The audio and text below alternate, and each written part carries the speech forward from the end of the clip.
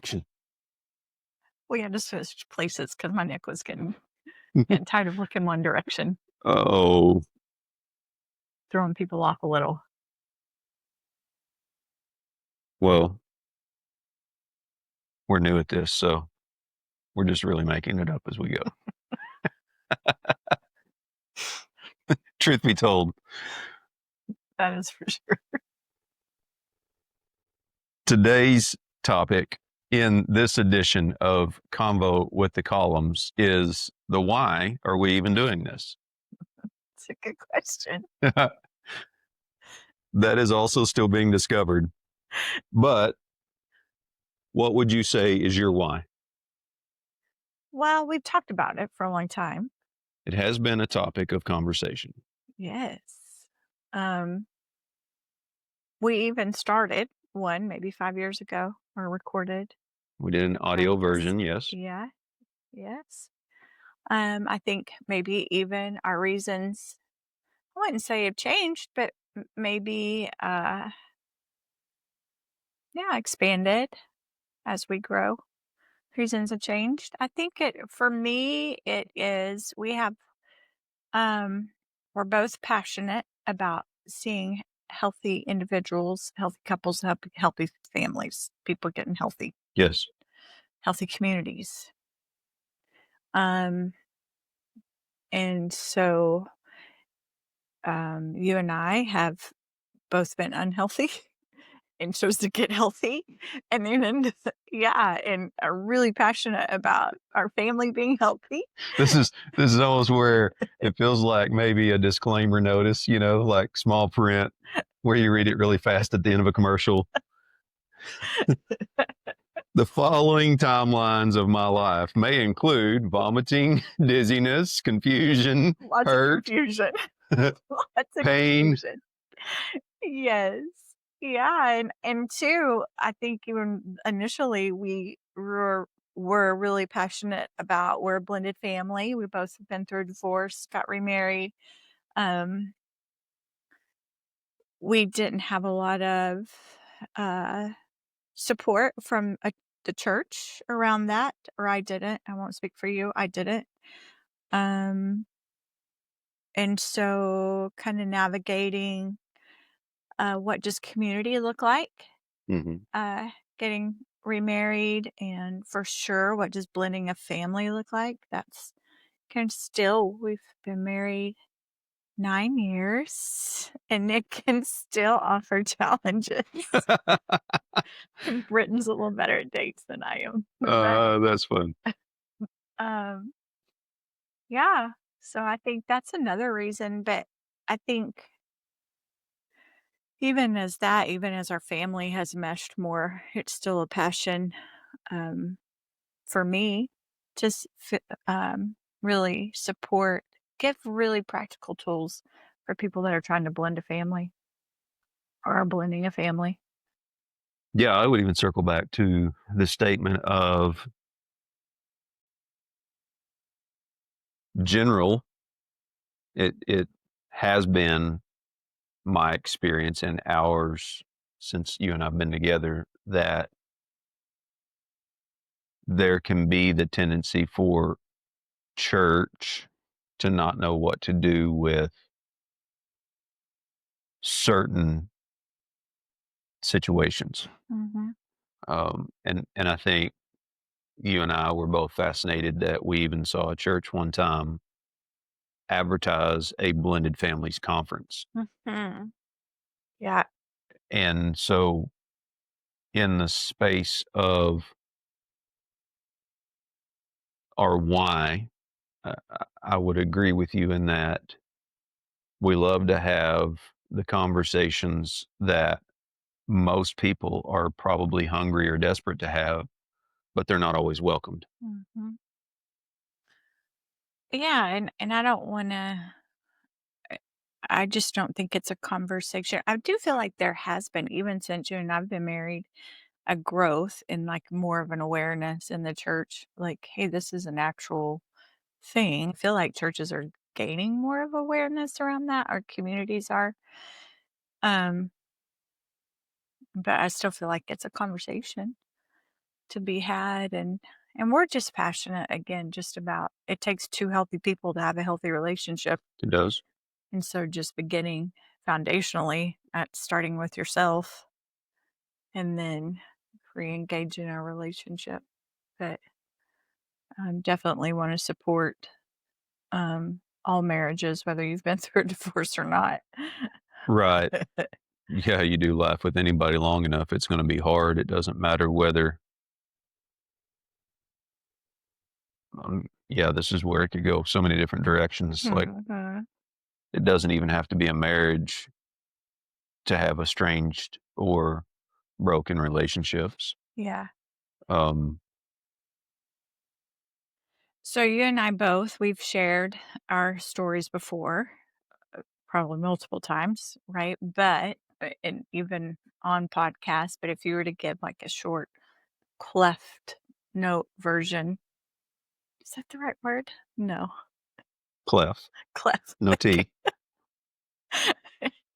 Cleft note version of your story. What would you yeah, if you were to give us 2 or 3 minutes, like, recap. Well, I don't know if 2 or 3 minutes would allow for a 49-year lifetime, but grew up in was born into a mother and father that met love at first sight. Mhm. Um, Super fun story when your mama would tell it. yes, it is. It it was fascinating to me because in my first experience, that wasn't something that I inherently understood. Like, I didn't know that's the one. I understood the context, um, but to start, was raised in what would be considered a Christian home, Mhm. would identify with the term called a pew baby. Mm. Um, most of that, well, all of that stemmed from my mom's side. Grandfather was an elder in the church, and so I never knew life without church being a part of our upbringing. Mhm. Um, I have a memory after we moved to Oklahoma, shortly after I turned 4 years old. Um, I remember I led singing for the first time That's around that bad. time frame, and then You preached your first sermon at how old? I was 10. 10. We had the Mhm. preacher at the church that I grew up was really passionate to disciple the young guys, and so yeah, I preached um, at a really early age. Which I'm gonna insert something though, like, really, that was pretty, um, I don't know, I wanna honor that guy, like, really I to would equip young yes, people. I would agree. Mhm. I would agree. I mean, that yeah, there's a lot of details that could be added to the story that I think even in some of those things have fueled and or maybe perpetuated the desires and the strong unctions to advocate the way that we do. Mhm. Um, the one thing that I love is that there was a huge value system in my upbringing of learning and knowing the word Mhm. Yeah. for sure, but then also religion. This was actually a question that got posed to me. So in the English language, we use religion to identify an ideology, but by definition, religion in and of itself is a human construct, and it is a humanity's articulation of a belief system. So when I use the term religion, I want to just kind of clarify, I want people to know the love of God. And Mhm. I even personally want to get better at interacting with people that may not believe as similarly to me theologically. Mm. Um, because what we know to be true about the Bible is if love is the thing that conquers evil, how do we love people that we don't agree with? Mhm. That in and of itself is the conversation. For sure. But all that being said, I also was the youngest of three siblings, two older sisters. And so my dad and I really cultivated a pretty tight relationship. He and I were best friends. Um, and it was one of those situations for me, probably the very traditional rural American kid, um, raised in what I would consider a loving home. I wouldn't have probably described a lot of my upbringing with too many trauma points or graphic details until I realized how much death that I'd experienced at a really early age. Mhm. Um, and even just the way that those deaths were or were not processed had a huge impact on what inevitably became a real key point in my life. So, um, always was raised around the ranching background. Always had horses. There was never a day that I could not go and touch a horse if I chose to.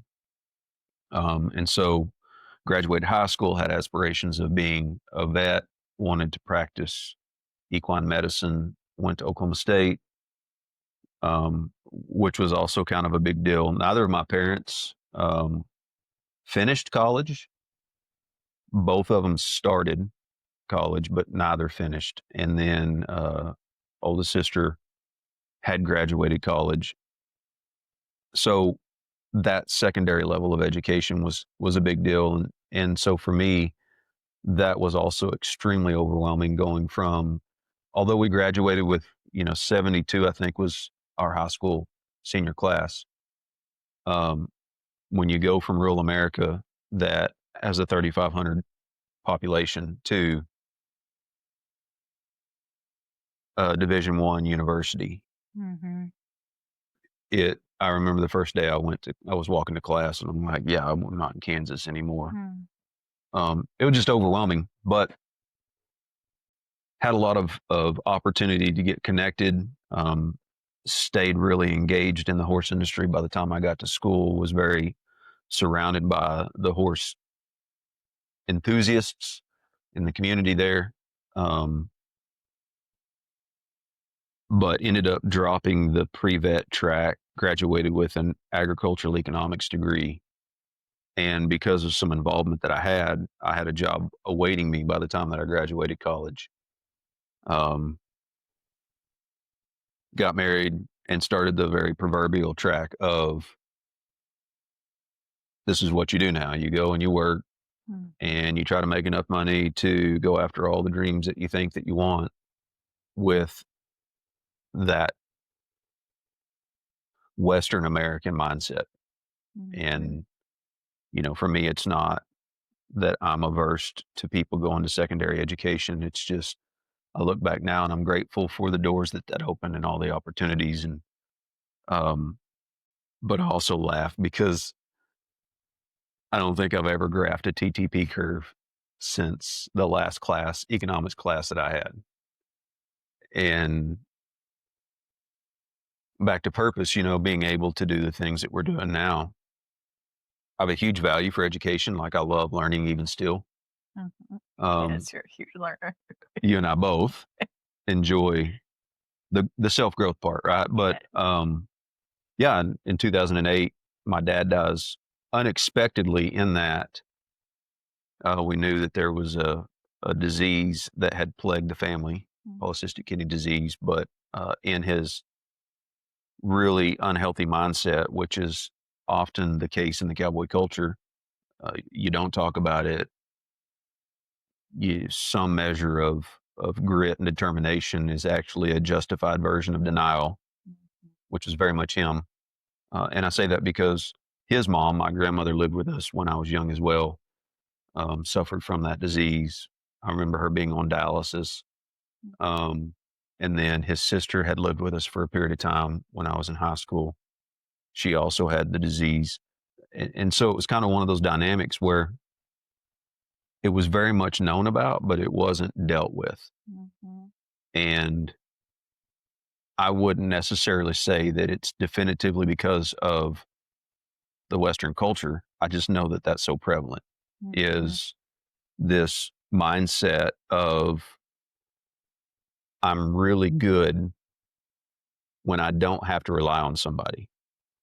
Almost the pinnacle of cowboy culture is if you're a really good hand, you're so self reliant Yep. that you inherently don't need anybody else to do the things necessary to get done. Mm. And we almost celebrate that mindset. Um, and I, you know, watching that from my dad, seeing that culture modeled, adopting that, operating in that myself, and then looking to see what that cost me. Mhm. Um, when my dad died, that was really part of the reason that my life went into such disarray is because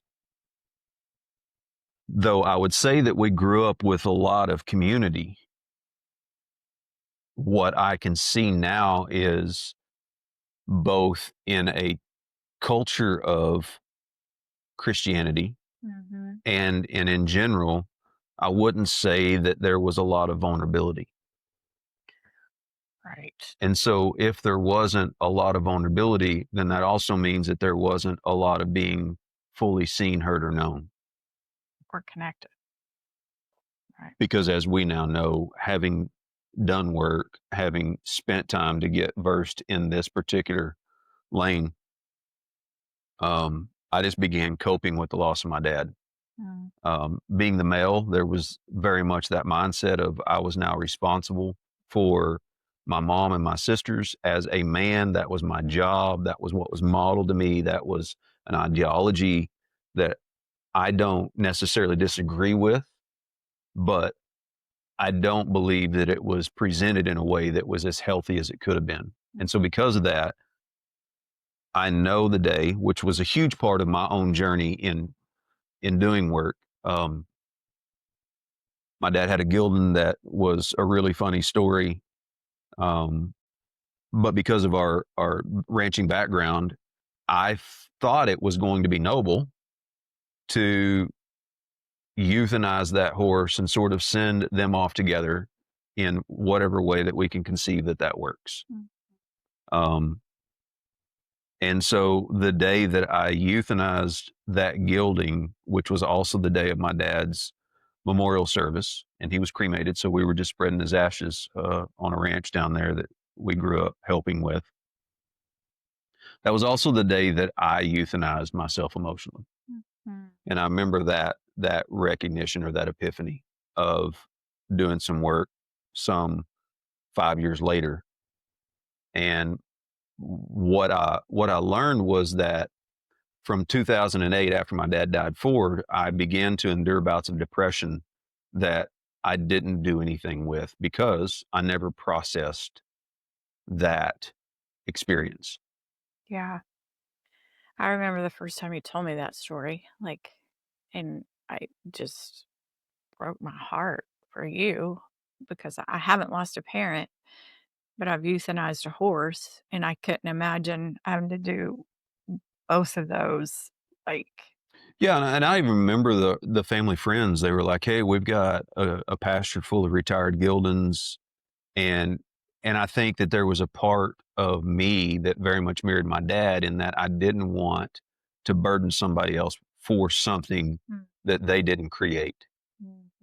And so, we can look back and we can see situations that maybe we would do different if they're represented to us again. Sure. I wouldn't say that I regret Right. any of where we've landed because if that's the case, then we probably haven't done our work. For sure. But I can look back and say, well, I didn't know what I didn't know. Mm, I made the best decision that I knew how to make in that moment, but I know exactly what it cost me in doing what I did. mhm. Um, and so then over the next 5 years, When my dad passed away, Kinley was only 6 months old. Mm, And so there was just so much in life transition. That was our second child, um, and still very vested in an occupation. Very much adopted the same mindset that I think that my dad modeled, which was go to work, and work was a really easy way to avoid other things that were happening. And so over those 5 years, not probably, I became the most unhealthy version of myself that could be conceived. mhm, But at being met with the request of a divorce, which was in 2012, I had agreed to start counseling for the first time ever in my life. mm, And in that counseling conversation, the couple of sessions, I was told about or informed about an emotional intelligence training. And so I was already at a point where I was willing to do anything because nothing would there was nothing that I could do to change what was happening. mhm, Uh, Completely powerless of wanting to hold on to circumstances that couldn't be changed. And so I was just at a space where I I, I probably could not conceptualize processing it to come up with a rational next step because it was just what felt like spiraling. mhm. And so in going after that training, then I began to realize the things you don't know what you don't know, Right. and I've shared this before in a conversation, but the very first thing that I remember walking into that training was seeing a banner that said time heals new wounds, Yeah. and the amount of absolute disdain that I had because I actually believed, according to, again, well intended, a theology within the church culture that really addressed pain and hurt in a way that said, well, give it time. Yes. Yeah. And again, I know the intentions behind those statements, but without a more thorough understanding of emotional intelligence, now that became religion, Mm, which is just a represented ideology that you maybe haven't wrestled with and said, no, this is fundamentally what I believe. It's not just religion. mhm, And so that began the process of me not only looking at what was I modeled or shown or taught that really wasn't fundamentally accurate. mhm. And so I knew that I was still hurting, didn't, I never walked away from God Yeah. in all of that. And losing my dad, I asked why a lot. Mhm, But it was a chance for me to begin to do some work and learn some tools that were never taught and never modeled. And so, because of that, it began to open up some awareness in things, both good and bad. mhm. And so that then subsequently moves us into, after being a single father for about 3 years and trying to figure out how to show up for two little girls and wanting to make sure that they get what they deserve Mm, because they didn't ask for anything. Yeah, this so I'm going to add this point in here, and there's a lot in it, but it's very relevant because when I became a single father of two little girls, I was in a position to try and understand what my sisters experienced. mm. What do you mean? I grew up with a mother that was the second oldest of nine kids. She was the first female, and subsequently, she had to be mom to the majority of her siblings Right. in the dynamics of the family. And because that was her experience, I was raised with the story that I was never wanted. After Mm. my second sister was born, my mom was done. 2 kids, she was done. My dad had to beg my mom to have the 3rd child, and so after I was born, then she recounts the story of how much joy she had because it was a boy and not another child that she was resentfully going to have to raise. But there was still a part of that story that became kind of this barrier to even perhaps my dad longing to have a connection. Right. I get it. Father to son,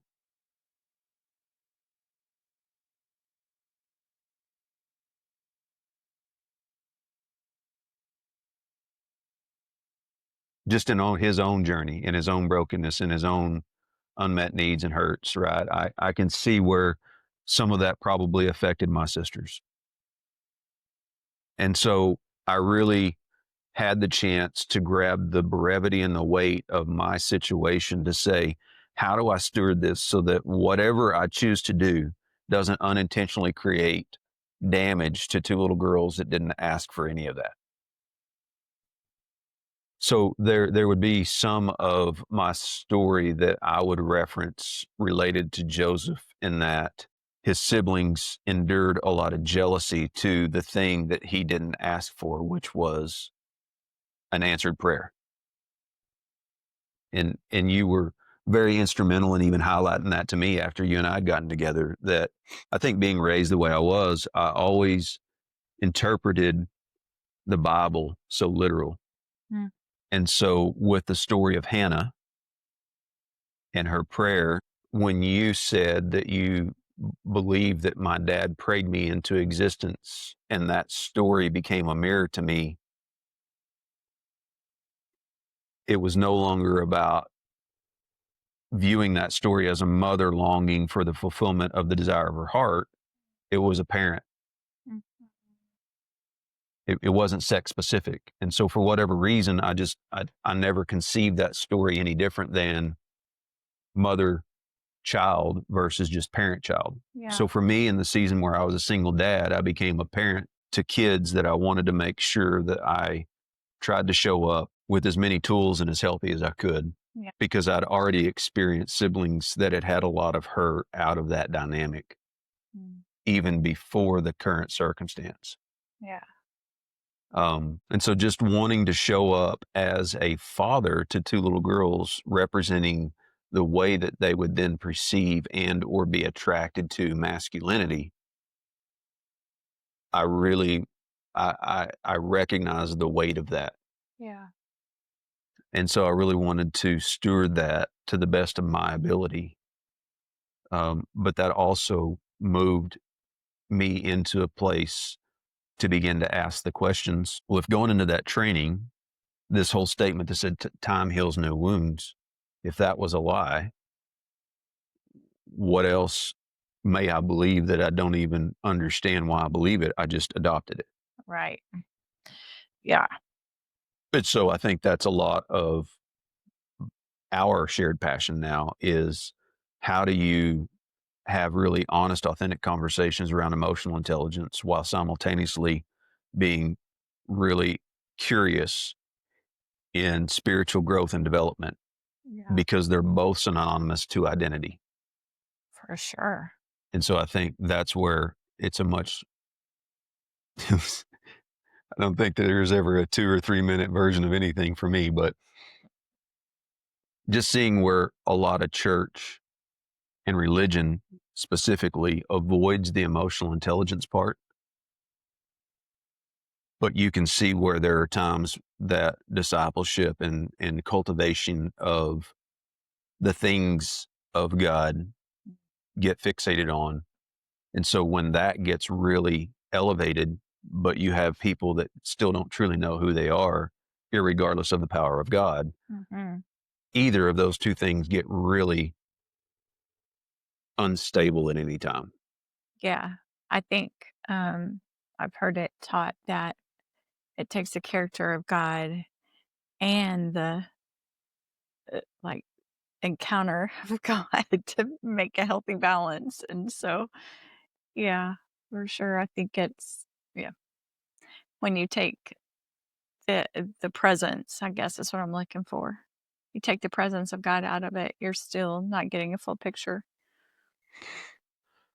Yeah. So, back to a why and how that relates to the story. I think you and I just share an absolute passion of wanting the parallel journey of emotional intelligence and spiritual intelligence or spiritual development or Mm, whatever language that somebody may recognize mhm, discipleship as it relates to spirituality and in our journey with Jesus, making sure that both of those are being cultivated simultaneously is a real passion that we both share because I have walked out being really in love with Jesus, but not having the tools, and I know what that got me. And then when it, in the brevity of my hurt, not having these tools also affected how I viewed God and my journey mhm. with Jesus.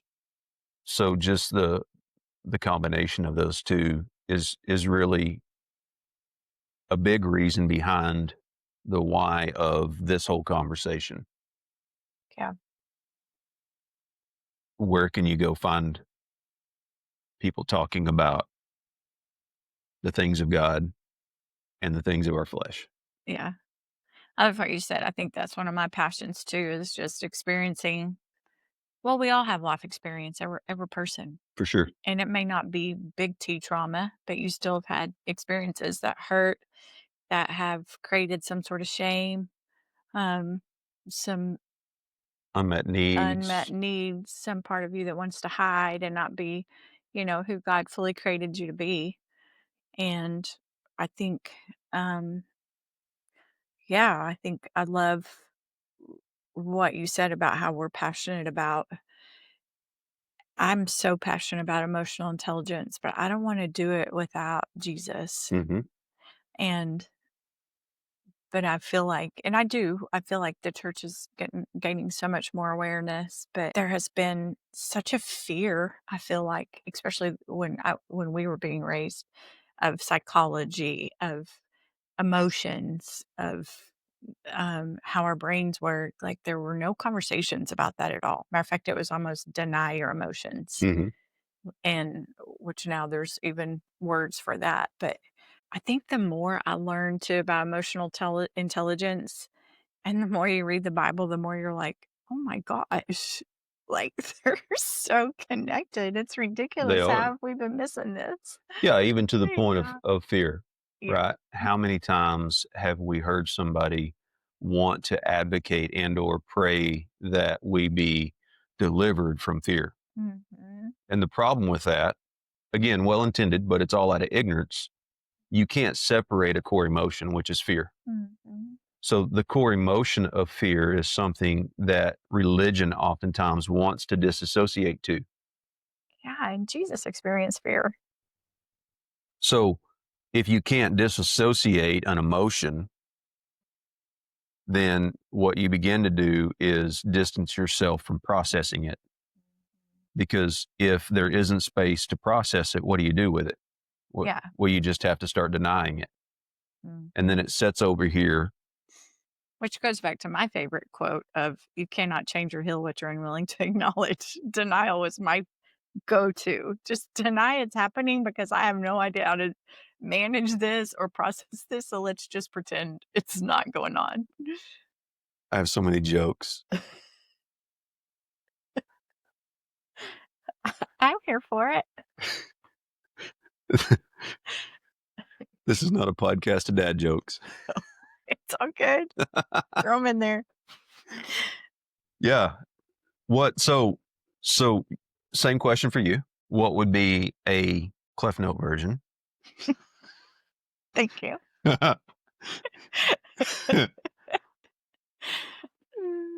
I sometimes words, sometimes they're hard. For you. Mhm. Um, yeah, like I said, I don't think I know everybody has a story. Grew up super shame-based, religion, a lot of wacky beliefs. Didn't grow up going to doctors. With we were taught that was not. using faith, so didn't grow up seeking medical attention. In the religion that you were born into. Mhm. Yep, born into it. My mom is 4th generation born into it. Had never heard the, redemption story, so really, Jesus to me had been taught about Jesus, but he was more like who we were supposed to be like, but only from the performance part. He was perfect, you're supposed to be perfect. And I remember the thought, even I was 9 years old, and I remember this sitting in church thinking, "My grandparents they were like perfection to me, like, never thought they had done anything bad in their entire lives. And if they're still questioning whether they'll get to go to heaven, I'm already I'm already doomed. Screwed. I'm already screwed. I get spankings all the time. I'm going straight to hell." You miss that. I missed it. Yeah. And so I remember even processing that by, like, age 9, like, "Hey, I don't think I'm gonna make it." And so then, like, already processing, um, what does that look like for me the rest of my life? And so, um, same thing, I never once thought I wasn't loved. I grew up one of 7 kids, and I have so many fun memories, like, my siblings, we had a lot of fun. We were busy, we were wild, and I have so many fun memories playing with playing outside with my siblings, and we were creative, and I had a great childhood other than well, I say that. I had a great childhood. My parents did the best they knew how to do. Mhm. My dad suffered a lot of trauma now. I know this now growing up, and we grew up with, very much, um, spankings, and, um, oftentimes it wasn't just spankings. Mhm. I had one of my brothers, I'm gonna keep it short, but he, at age 13, um, he went to church with one of his friends at school, and, um, I remember thinking, like, being scared for him because you weren't allowed to do that. You weren't allowed to go visit other places. And he came back and told my mom about it, that she's gotta go. He met Jesus, and my mom agreed, which I still if you knew the whole story, like, for my mom to say yes, and so she and my brother, me, and my baby sister, who was 2 at the time, and I can tell you what I was wearing, I can tell you what my mom was wearing, and I would have been 12, and I walking up the sidewalk to go into that church, and I remember thinking, "We're gonna be in so much trouble." Like, I was terrified. I remember my heart, like, racing, like, I'm doing something terribly wrong, and, but I remember, hearing about Jesus that day, and I can't even tell you what was spoken about. I can't All I can remember is thinking, "You mean I don't have to go to hell? Like, there's a chance?" Mhm. And yeah, and so, um, just hearing for the first time that God wasn't, um, like, up there waiting to beat me with a big stick. Hmm. Um, wait, God was actually I didn't even believe this at the moment that what I believed was I had been so terribly bad, but because of Jesus, then I wasn't gonna be beaten. Um, and that I could then be forgiven. I can't really say that I was ready to run into Abba's arms, but I had reprieve from hell, if that makes sense, Based on that message. based on that message. Yeah. And then the cool thing about that is, my mom and my brother, we all came back. I remember my brother, he got to talk to a lot of my cousins because my whole family, like I probably had over 75, more than that, probably close to 100 family members in this very tight knit um, religion we were in. And I would define it as a cult yeah, yes, by all metrics. yes. I would define it as a cult. Um, I have some family members that are still there. And so I think there's been some growth. So I don't want to do any dishonoring Sure. because they absolutely um, are precious people, precious, precious people. We just have different views. But yes, I define it as a cult because if you were to leave, you got excommunicated. Which was? What happened? Right. So we get excommunicated, but out of that 70, over 75 of our family members ended up getting saved because one 13-year-old boy had the courage to come back and say, I met Jesus. Mhm. And then, yeah, I would love to say we had to move from that community, moved into from living in a rural, like out in the country, um, to what we thought was really big time. We were moving to the city. We moved into a town of 3,500 people. So it was, yes, but culturally, it was kind of a culture shock because we were like so, my best friends were my first cousins and my family. And so, and we went to school with them and we saw them 3 days a week, from church and things like Ton that. of life together. Ton of life together. I mean, a ton of life together. And so we went from that to moving into the city limits, which I had never lived inside city limits before. Switching schools, going to a school. I graduated with 38, which seemed really big to me. And yeah, and so I would love to say that once we met Jesus, our lives were completely different. And I think this is why I'm also so passionate about emotional intelligence is my family found Jesus Mhm. and it absolutely changed our lives and absolutely changed the trajectory of my siblings and the way we were raised and where we are today. If my parents wouldn't have chose to leave that community. Sure. And so, but life was really hard. We lost the community all we ever knew, for sure all my mom ever knew. Financially, my dad had just lost a business, one, and he was the sole provider for 7 of us kids. So we were broke. I mean, pretty poor, and the home was very volatile. There was a lot of anger, a lot of physical abuse, just a lot of chaos in that season. I experienced, yeah, it's just part of my story. Some sexual abuse from a guy in high school, um, and without consent. And then, yeah, so that was just a lot that happened in that season of like 2 to 3 year span where I found Jesus, but then it was just like a snowball effect of big T trauma Mm. that happened.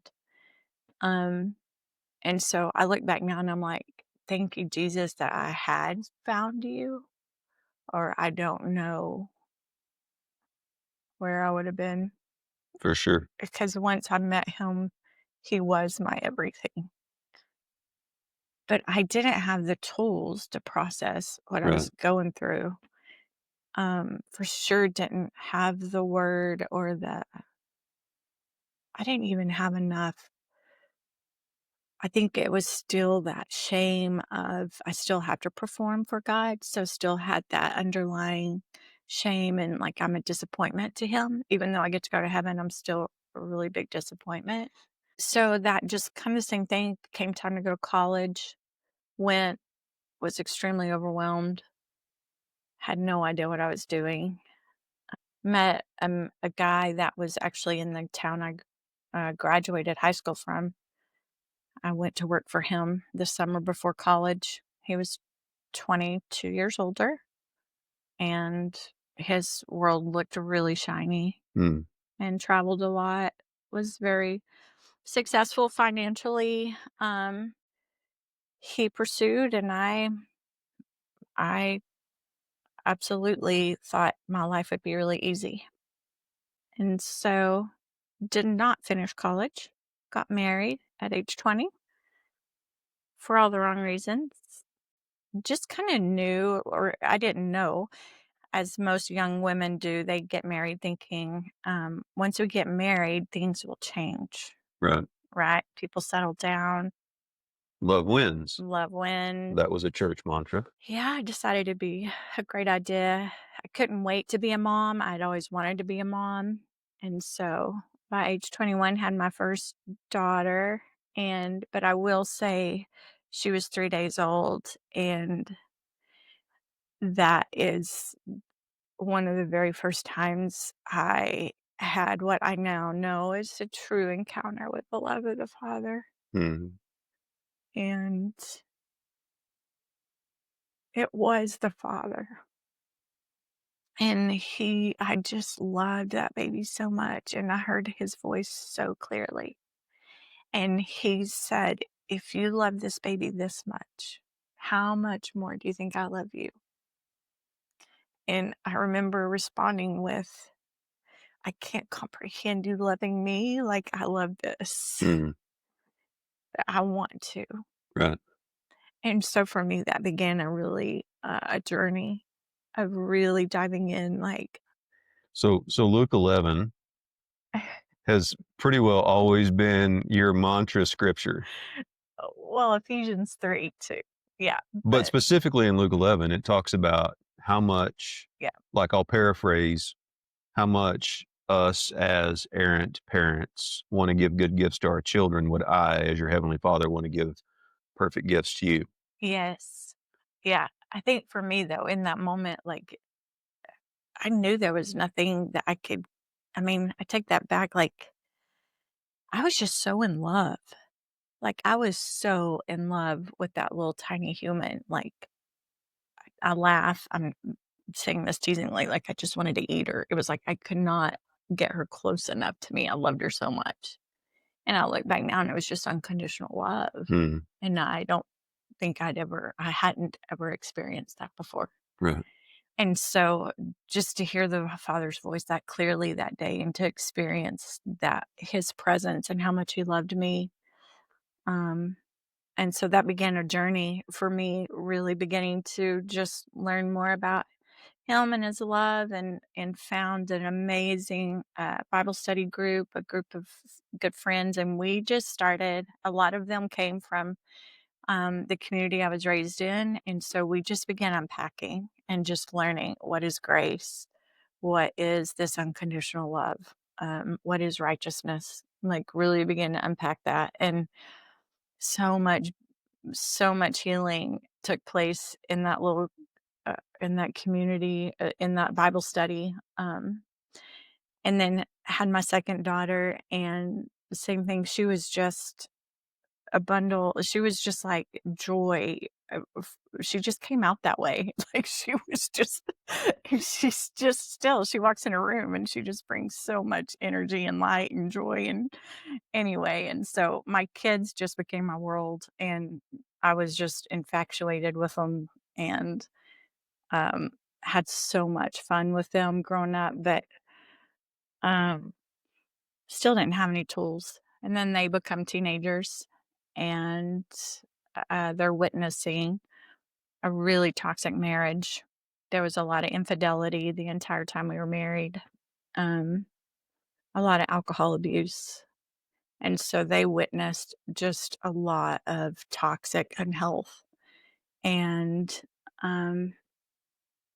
yeah, and then there just came a point where through that Bible study group and what I was learning about my value, and how much God did value me and how I didn't have to perform. Um, there was just a really bad experience in my marriage that left me kinda at a crossroads, Mm, and we had a horse barn. I remember going to the barn that night and just crying, and I remember just saying, "God, I don't know what to do. I just want peace." And I remember praying that, "I just want peace." mhm. And I remember, again, he just encountered me in that moment, and he said, "My grace is sufficient if you stay, and my grace is sufficient if you go. What do you want?" And I said, "I wanna go." And, I'd signed a prenup, so I knew I was gonna be leaving with nothing. I did not have a college education, and I had 2 babies, or not babies, they were teenagers at that point, but I knew wherever I went, they were coming with me. Mm, And, um, yeah, it was the very next day a friend called with a job opportunity and a place to live. And so, um, just got to witness just the miraculous rescue, honestly, for sure. of God. Um, yeah, and then just continued to struggle.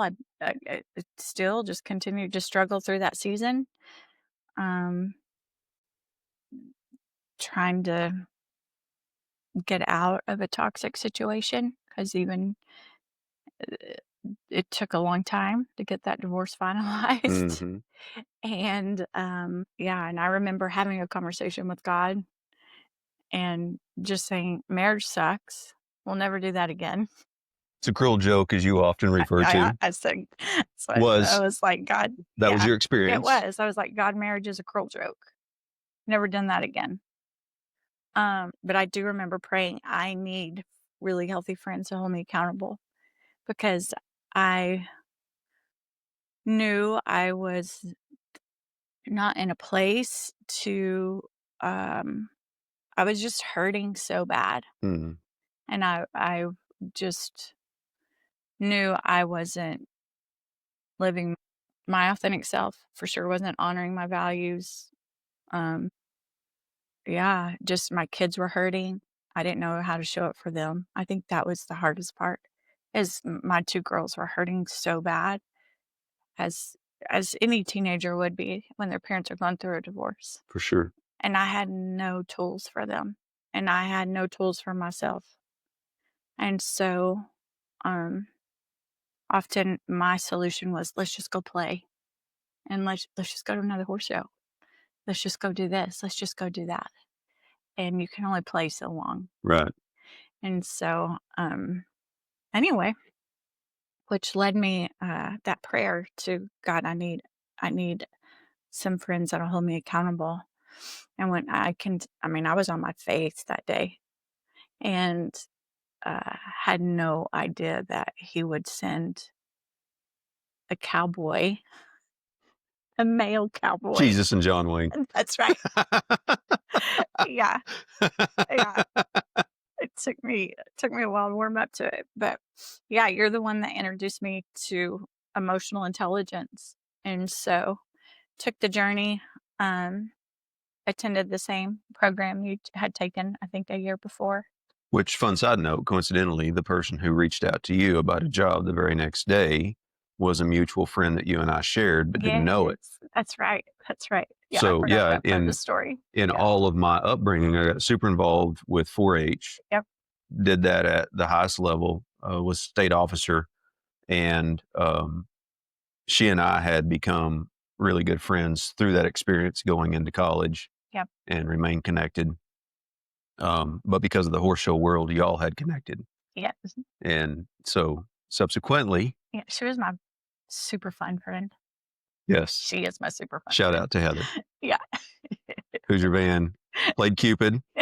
Yeah, And yeah, I mean, in that season where I'm like, okay, it's time for me to figure out how to engage again, mhm, entertain relationship. Um, she was one of the first people that I reached out to because she's super social all the time, yeah, nonstop. And I'm like, hey, you got any single hot friends? She's like, well, there is one. I just don't know where she's at in it yet. Which Yeah. was yeah, your experience. Yeah. And I wasn't ready, and she kinda reached out to me too, and I was like, "Yeah, no, not doing that again." And then, uh, went to a horse sale in Ruidoso, and there you were, staying in the shed row. And then yeah, but that led us 3 months later, still was you call it the stiff arm. You you were stiff arming, yes.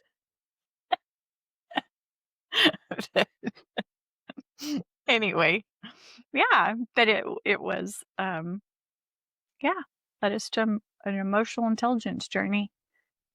So, Yeah, but even before you started that, our first date was one that I knew, having watched siblings go through divorces and having watched kids get drugged through the brokenness of relationship. Um, I was so adamant to want to figure out how to re-engage this without it wounding mhm, my girls or mhm, creating unnecessary hurts mm, with something that may or may not work.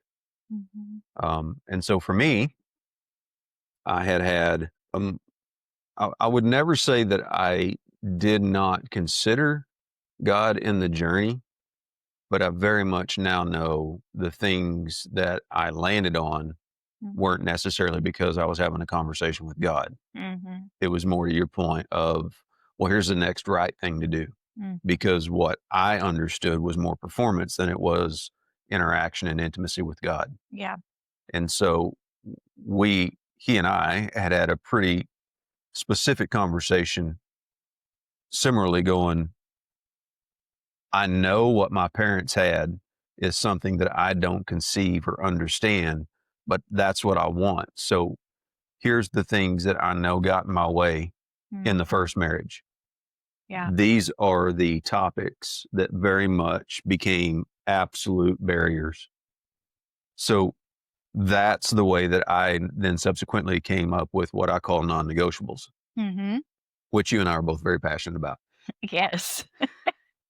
I just look at them through a different lens now. But go ahead. Right.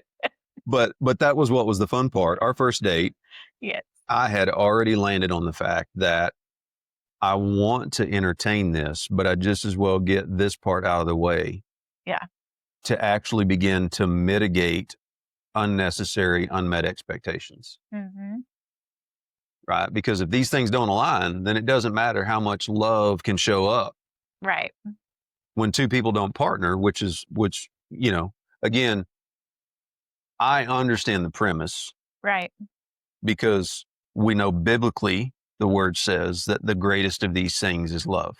mm, 1 Corinthians 13, faith, hope, and love, but the greatest is love. But in that chapter, it also says that if you interact with a measure of love devoid of the intention behind it, then really all you are is clanging cymbals. mhm, So you can go through the works of love for sure. and it will just sound like a noisy gong. Mhm, Like you're just going through the motions. mhm, And so I think that's the part for me where I realized I had learned something from the church that ideologically there's some truth in, but fundamentally wasn't practiced. mhm, And so I'm like, I want to love again, but I want to do it with an understanding yeah, because I couldn't love somebody into choosing to partner with something that they didn't want to partner with. yeah, for sure. And we know that to be true in a number of different examples, even with Jesus. We have the example of Judas, Yeah, a guy who spent so much time with Jesus in a perfect measure of love, and he still rejected it. yep, We know the two thieves on the cross. One received it, one didn't. So we have the precedent of knowing that even when a person is in the presence of perfect love, because we were created with free will, we can still reject that. And if another person rejects love, then nothing that you can do then will actually change the nature of their free will, which gets into a whole nother conversation around boundaries. Right, because I think one of the greatest gifts God gave us is the power of choice. Because you can't have true love without the power of choice. Right. Yeah, for sure. So your first introduction to me in a date, And a date, in a yeah, date it took about 3 months to get to a date. to a date, yes, but I am persistent. Yeah, Shake. yes, you are, and yes, you are very persistent. And yeah, so I invited you to have some Lord's chips. yes, yes. It Toast. No, wasn't it'd be toast. yeah, I was gonna say we did not have Mexican food. It was a really nice dinner. It was a nice dinner. Yeah. Yeah, But you had made your non-negotiables beforehand, I would say from now with this verbiage, from a place of love, for from sure. this is what I want because Right. this is who I am. Hmm.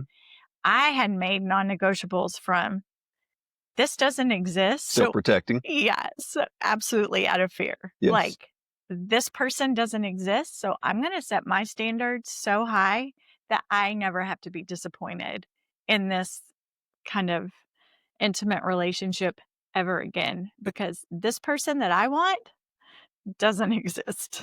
And then God's laughing. Yeah. And so within the first 10 minutes of our date, you throw out the question, What are your non-negotiables in your next relationship?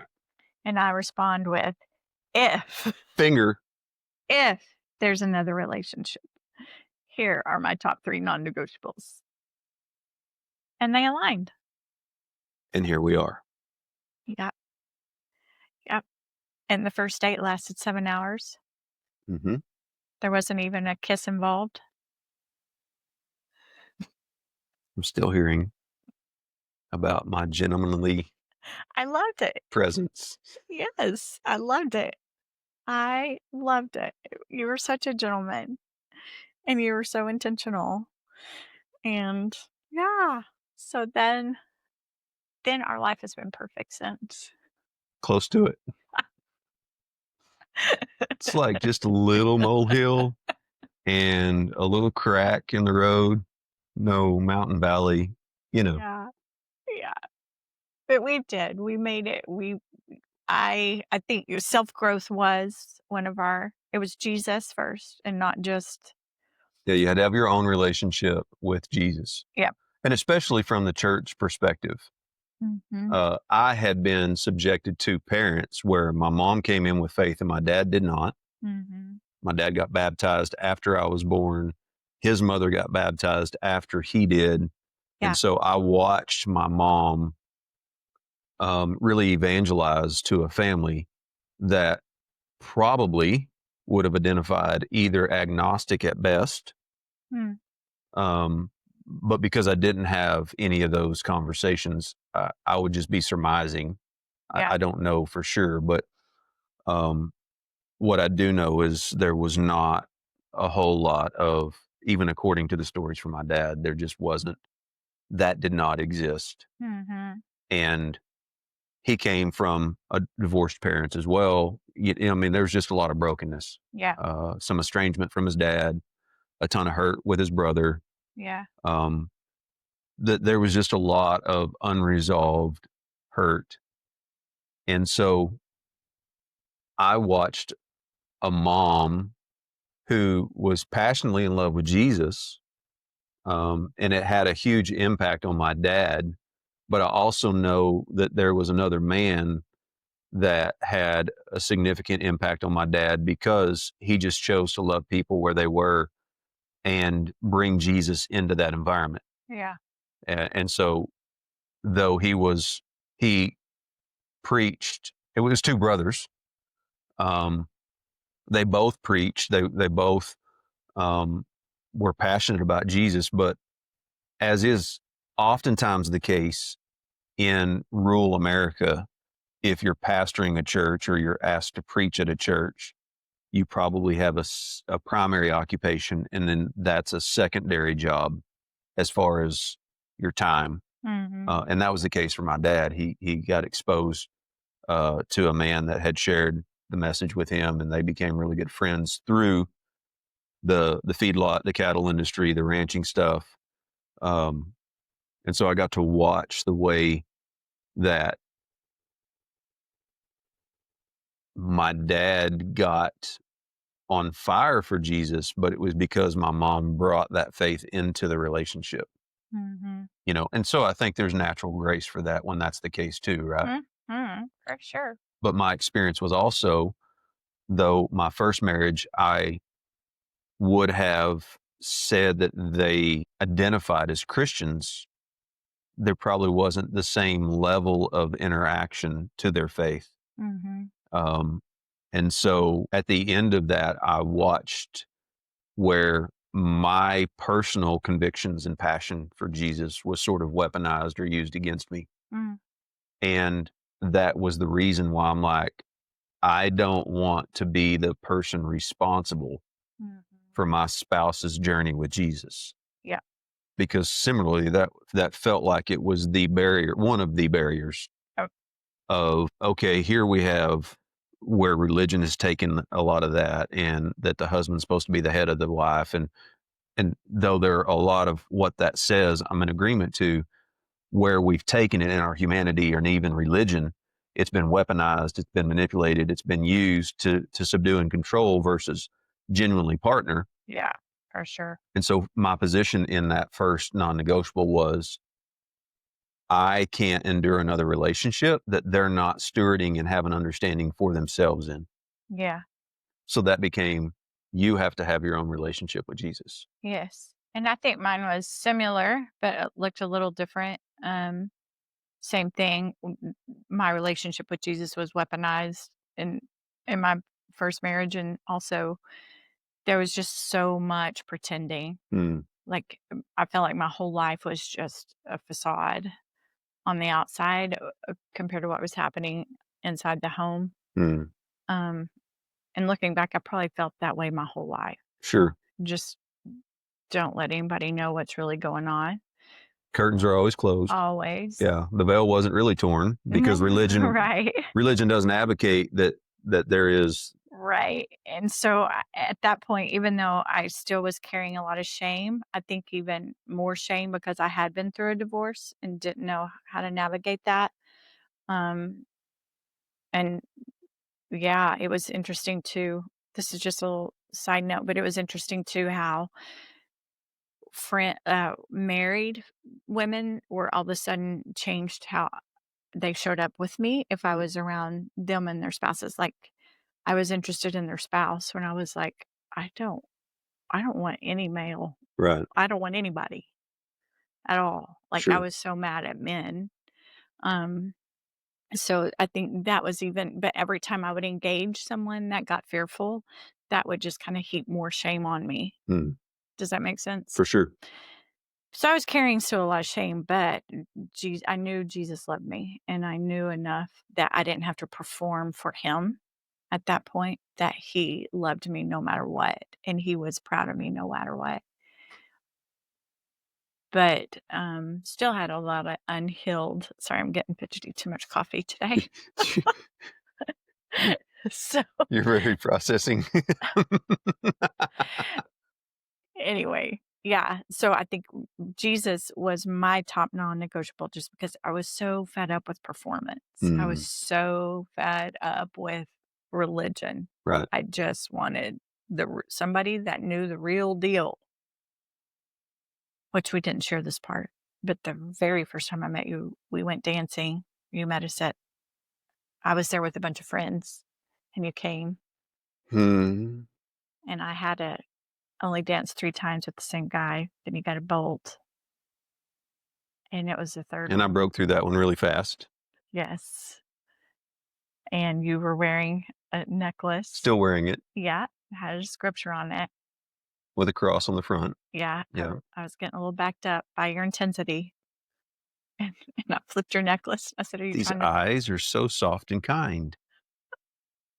sometimes. Always. It's that's like saying my eyes are always soft and kind. That's not true either.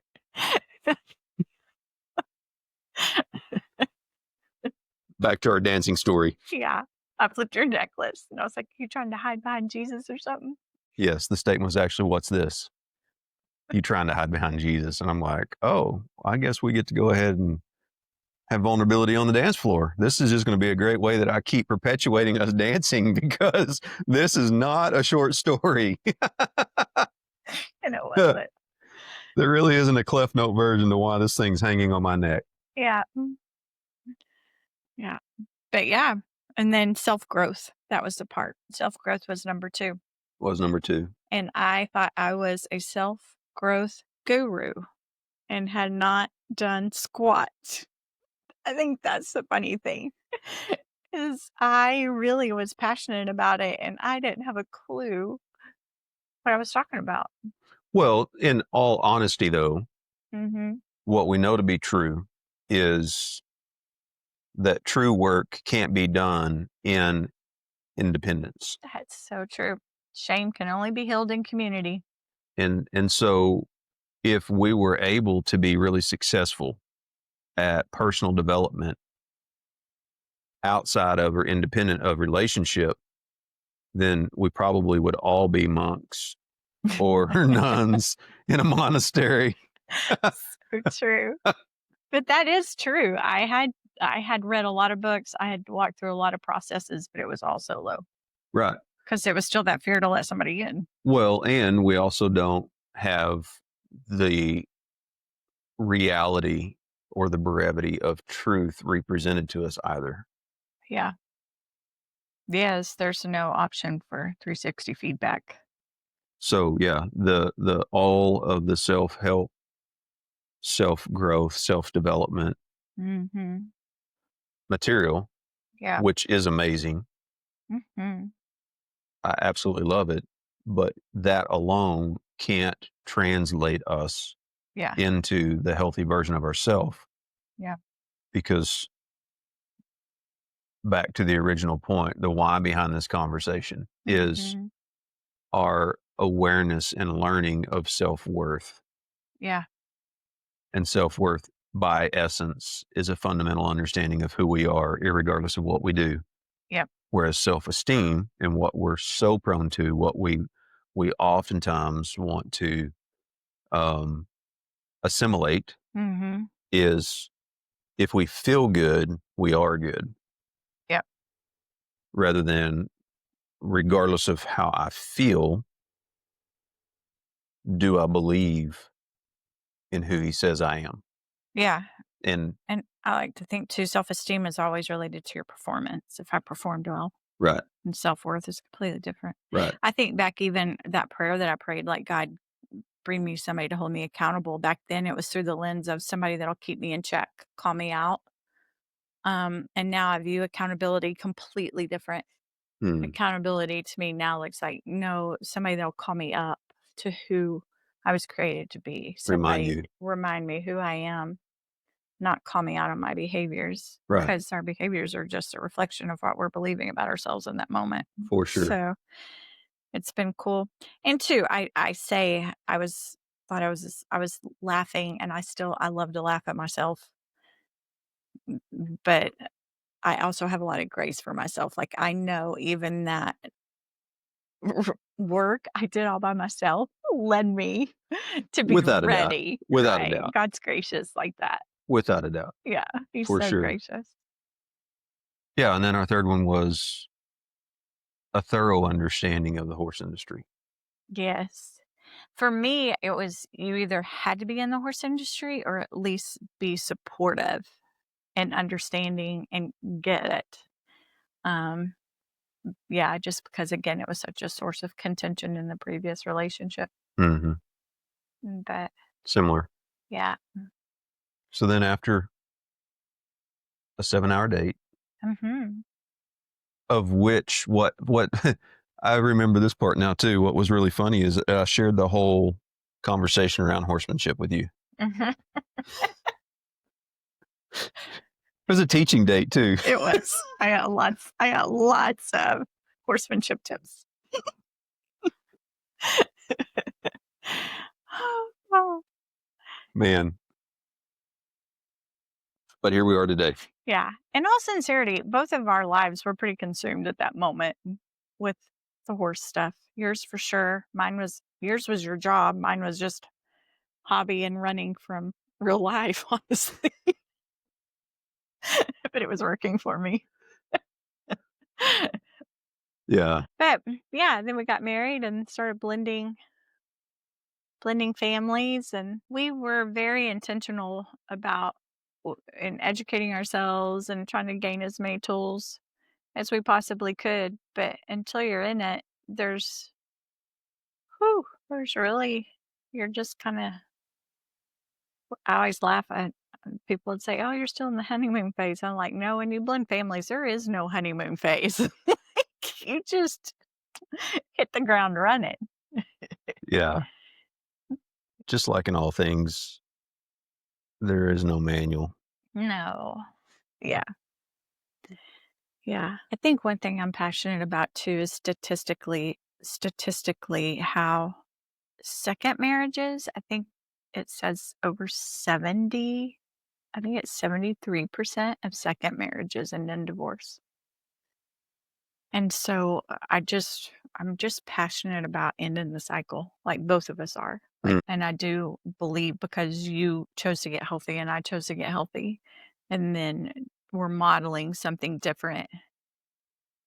All four of our girls have shared that, like they're grateful that they've got to witness um the way we have. Some measure of before and after. Yes.